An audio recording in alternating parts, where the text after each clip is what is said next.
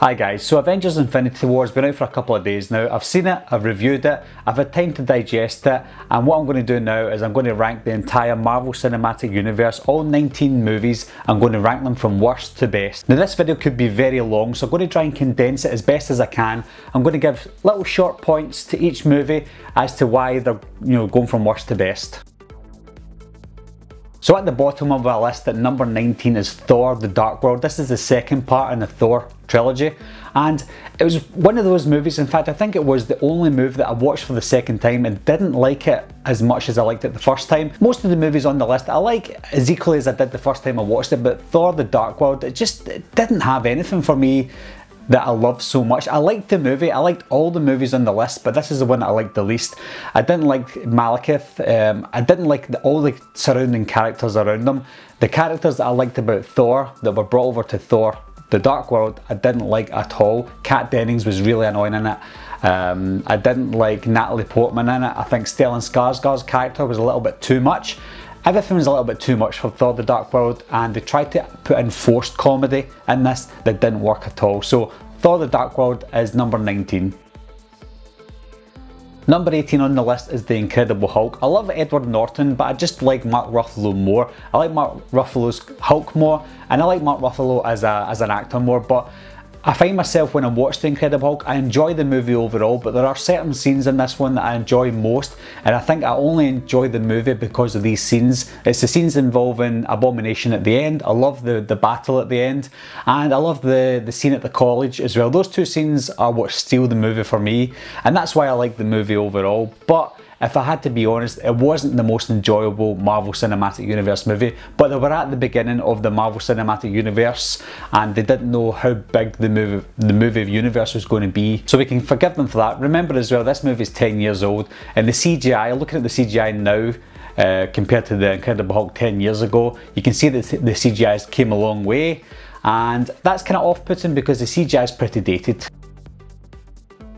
And at number 17 is Iron Man 2. I really enjoyed Iron Man 2. I loved Justin Hammer, Sam Rockwell's character, and I loved Whiplash in this movie as well. I think the reasons that I loved this movie were completely different to everyone else's, or what I loved about the movie a lot of people hated. I loved the action in this film. The film didn't seem like it went anywhere, and remember, it was trying to ride on the coattails of the very successful Iron Man. And because Iron Man was such a great movie, trying to top that was going to be a hard task, and I think that was one of the biggest issues for Iron Man 2. And then number 16 is Thor, and one of the biggest reasons this is lower on my list is because I'm not into the whole to be or not to be style movies. They're not my kind of movie, and that's what this movie felt like. It was a Kenneth Branagh movie, so it did feel like that in a way, but I did enjoy it. I liked Chris Hemsworth as Thor, but because we're just getting introduced to the character, I had to be given time to get used to him. It was a lot better than The Dark World. At first, when I watched The Dark World, I enjoyed that more than Thor, but watching them all again, I did enjoy Thor more. It was a good introduction to the character, and I loved Loki in it. I just didn't like, just like most of the movies, the villains were very weak. Loki wasn't really the villain in this movie. Some of the scenes were great, but overall, it was just it was a good movie. And at number 15 is Iron Man 3. I enjoyed this movie more than most people. I don't read the comic books, so the Mandarin surprise wasn't a big issue for me. I enjoyed that part of the movie. I liked the fact that it was just Trevor Slattery. He wasn't the Mandarin. It was great. There was 3 bad guys in this film that maybe seemed a little bit too much. Well, maybe 2 bad guys if you take away Trevor Slattery. But I like Guy Pearce in it. He was a good bad guy. And I love James Badge Dale. He was a great bad guy in this, but he didn't last long. Overall, I thought it was a great follow-up to Iron Man 2. It was a lot better than Iron Man 2. Again, I don't see why everybody loves Iron Man so much if they don't really rate Iron Man 2 and 3. Is it just because of Iron Man 1, or is it because of the Iron Man parts in the Avengers movies? I don't know, but Iron Man 3 was a good movie for me. And at number 14 is Captain America: The First Avenger. It was a little soft, I would say. When I watched this movie, I didn't buy into Steve Rogers. I didn't even buy into Chris Evans as Steve Rogers either. I just think that Captain America was a cheesy comic book hero, and the movie was a lot better than the incarnations that we had before, but it was a little soft for me. Setting it in the 40s was good for the character, obviously, but because we were taken away from today's era for the first time, it didn't work for me all the time.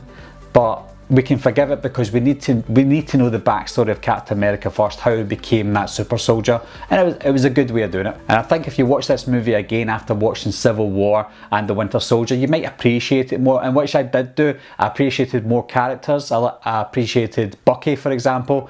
In the first movie, I thought he was just a boring side character, but when you watch him again after watching the next two Captain America movies, you enjoy it more. So if you did like Captain America, the first Avenger, but you weren't too sure, watch it again, you might like it more now. And then number 13 is Ant-Man. I really like this movie. In fact, I love this movie. My ranking from 19 to number 14, they were all good movies. Some were above average, but from Ant-Man and above, I think I really loved these movies and I could watch them over and over again. I love Paul Rudd as an actor. I didn't like Paul Rudd before. I only started liking Paul Rudd from 2009 when he was in I Love You Man. I just think his comedy's on point now, and he brings that comedy to this role. Everybody in this film were funny. I love Michael Douglas. Evangeline Lilly was good in this movie as well. I don't really like her as an actress. She was kind of boring in Lost. I didn't like her in Lost, but she didn't seem like Kate from Lost in this, so that was good. But the action in it was great, the comedy was perfect, and I hear that Ant-Man and the Wasp is going to be a romantic comedy, which will be very interesting to see. Again, I just had so much fun with Ant-Man. And then number 12 is Doctor Strange, and this is a surprising one for me because when I seen the trailers for this film, I think I was the least interested in this character and this movie of all the Marvel Cinematic Universe movies, but once again Marvel surprised me. I didn't think I would be into the whole mystic arts, and I didn't think I would buy into the Marvel Cinematic Universe, but this was the movie that brought more scope to the Cinematic Universe, and I appreciate it for that. I thought that Benedict Cumberbatch was perfect as Doctor Strange, and I think he was one of the reasons I loved this movie more. Again, the villains were very weak. Dormammu wasn't in it as much. I just thought the villain side of it wasn't great, but the visuals, the sound, the acting were perfect. And at number 11 is Guardians of the Galaxy Volume 2. Now, although this is quite high on the list, it's number 11, so it's near the middle. This is the one sequel that I was most disappointed by than any other, because I loved Guardians of the Galaxy. It was so fresh, the comedy was great, everything about it was just so refreshing, and from the looks of the trailers for Volume 2, it looks like it was going to be slightly better, and it wasn't. It was nowhere near as good as Volume 1. I think they tried to do the same thing in Volume 2 and it fell flat in its face most of the time, especially the jokes. The jokes were a little bit too prolonged and a little bit hard to watch at times. The action was great. A lot of the scenes were spectacular to look at. I think one thing that Volume 2 has over Volume 1 is maybe the drama side to it. There was more to lose and more was lost in it, and that's one thing I like about it. But overall, it wasn't as good as Volume 1, but number 11 is still a good spot on the list. Into the top 10 now, we've got Avengers Age of Ultron. Again, it's similar to Iron Man 2, that you're not going to really live up to Iron Man unless you do something spectacular. It was the exact same as Age of Ultron, because the Avengers Assemble was so good in the first time it ever happened. To try and replicate that, they were going to fail unless they'd done something great, and they didn't. They didn't do that too well. I think Age of Ultron was a great movie. It's number 10 on my list. I think what makes this movie great, that a lot of people disagree with, is the villain. I loved the villain in this one. I loved Ultron. I think his voice was great. I loved the visuals of Ultron. I loved how he progressed throughout the movie. But although villains are kind of crapped on a lot in the Marvel Cinematic Universe, I think this is one of the rare times that they got it right, and especially since he was the main villain in the movie.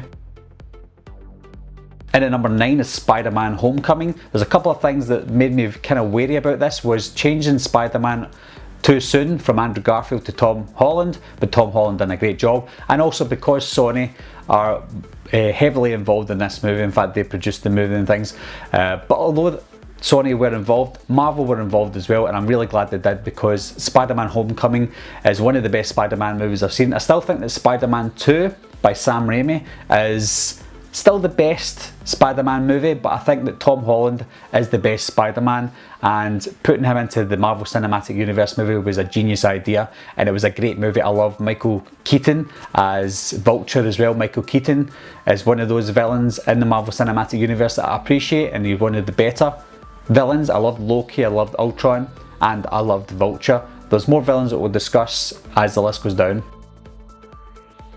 A surprising one at number 8 is Iron Man. A lot of you guys will probably have Iron Man in your top 3, and rightly so. Iron Man is an incredible movie, and it's one of my favourite Marvel movies. It's number 8 on my list. It's not a bad thing, but I just think that, and I watched this movie a couple of times before I'd done this list, I didn't appreciate Iron Man as much as I do now. I watched it for the first time in a couple of years there, just a few days ago, and I loved it even more. The first time I watched it, I wasn't a fan of Robert Downey Jr., but he's grown on me as an actor, and Tony Stark has grown on me as a character as well. And watching it again, I was blown away. I thought it was the best it's ever looked on Blu-ray when I watched it again, but it's just not the best movie. I will explain my top 7, but I just think Iron Man is a great movie. It's the best Iron Man movie of the 3. And I loved the origin story. I loved how it all began, and I loved the end of Iron Man, obviously, when we see that Nick Fury's coming in and he talks to Tony about the Avengers initiative. It was a great movie, and it was a great beginning to the Marvel Cinematic Universe. And then number 7 is Black Panther. I think Black Panther is the most overrated in the Marvel Cinematic Universe. Obviously, I still love it. It's at number 7. From Iron Man downwards, from number 8 to number 1, I love these movies so much. Black Panther I also love. I just love the whole set design. I love the score. I love the acting. Everybody in this movie was incredible. The CGI was a little off sometimes, but I don't have much bad things to say about this movie. I don't have much bad things to say about my top 8 at all.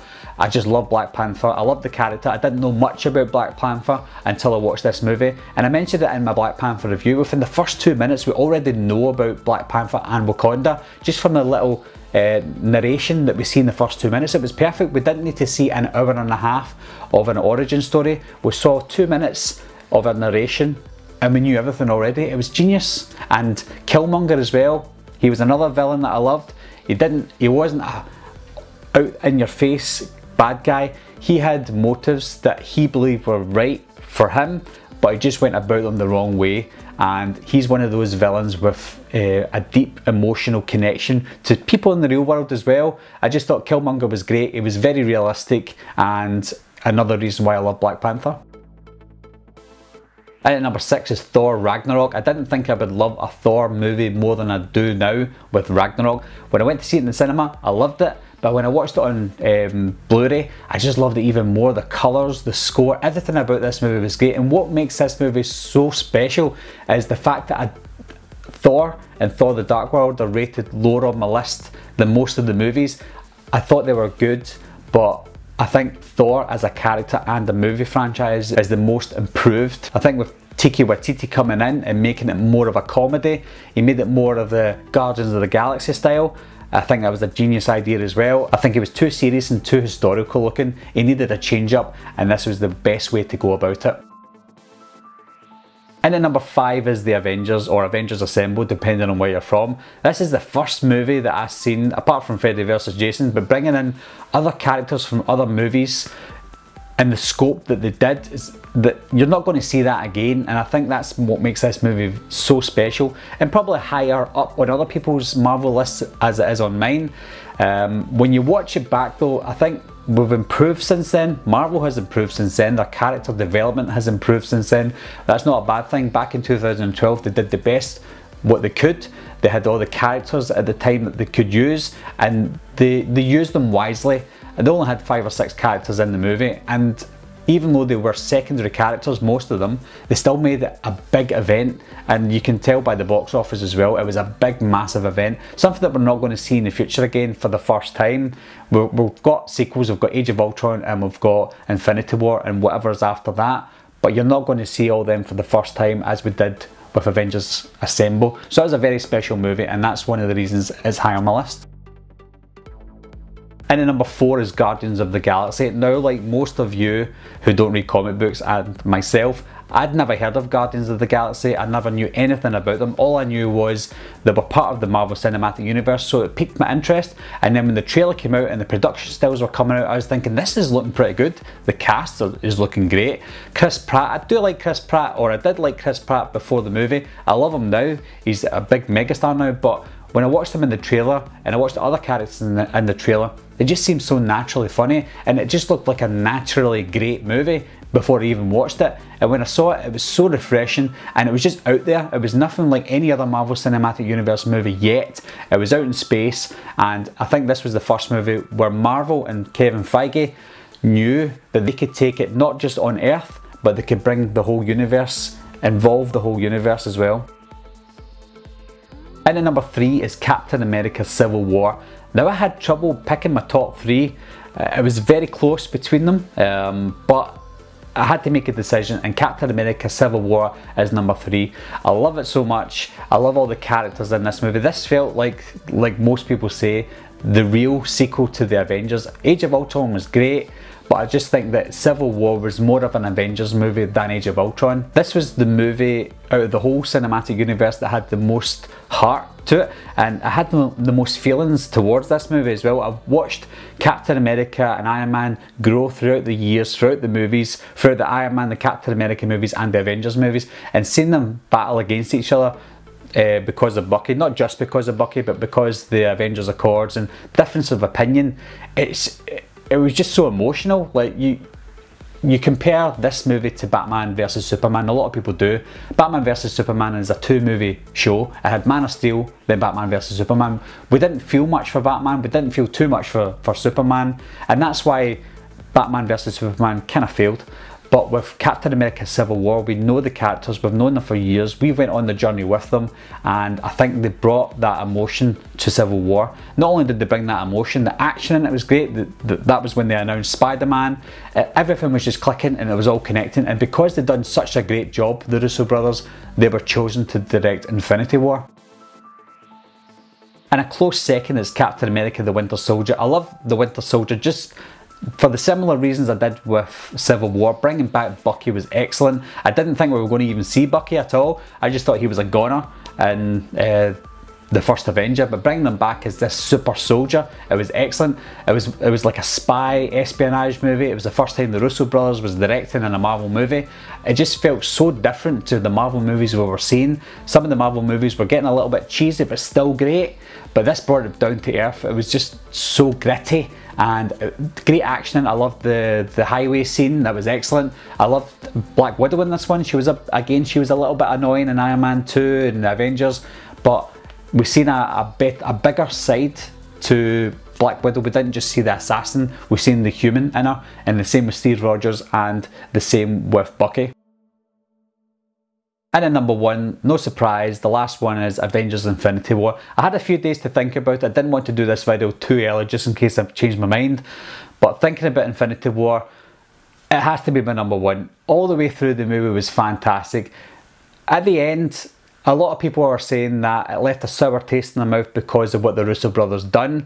They kind of tricked us, they say at the end, so they say. But to me, they didn't trick us. They had the balls to do what they did at the end of this movie, and you've got to commend them for that. That was amazing what they've done. Depending on what happens in Avengers 4, might sway my decision for Infinity War to go maybe lower on the list. I think some of the characters that did die in Infinity War should stay dead even if they turn back time. It would give a bigger impact on the movie, but if they do turn back time and save some of these characters, then I wouldn't like, or I wouldn't love Infinity War as much as I did, because they had the balls to kill off some of the characters, and it should stay that way. So that's my ranking for the Marvel Cinematic Universe movies from 19 to number 1. Let me know your ranking, guys. Do you have similar thoughts to me? Do you have a completely different thought? I know that some of the movies that I put on my list high are going to be very low in some of your lists, and vice versa as well. Some of the movies on the bottom of my list might be on the top of your list. Let me know in the comment section down below what are your top Marvel Cinematic Universe movies. Anyway guys, thanks a lot for watching again, thanks for subscribing, and I'll see you soon. Bye bye.